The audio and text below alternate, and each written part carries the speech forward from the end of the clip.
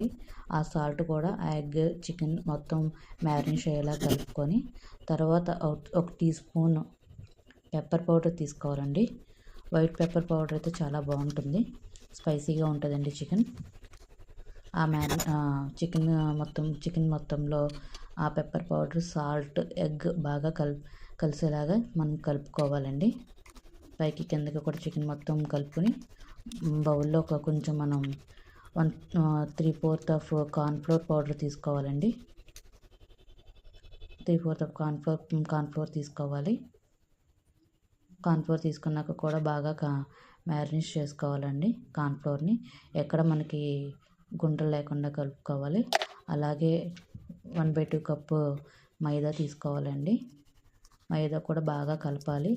ఆ కార్న్ఫ్లోర్ని మైదా బాగా మ్యాష్ అయ్యేలా కలుపుకొని ఎక్కడ పలుకులు లేకుండా కలుపుకోవాలండి. చికెన్ మొత్తానికి అంటుకునే విధంగా చూడండి, నేను వీడియోలో పెట్టాను కదండి, అలాగే మనం కలుపుకుంటూ ఉండాలి. అలాగే మనం బేకింగ్ సోడా కలుపుకోవాలండి. బేకింగ్ సోడా కలుపుకొని బాగా మ్యారినేట్ అయ్యేలా ఉండాలి. కొంచెం టైట్గా ఉంటే కొంచెం వాటర్ కూడా కలుపుకోవచ్చు, లేకపోతే ఆ ప్లేస్లో లెమన్ వాటర్ కూడా కలుపుకోవచ్చు అండి.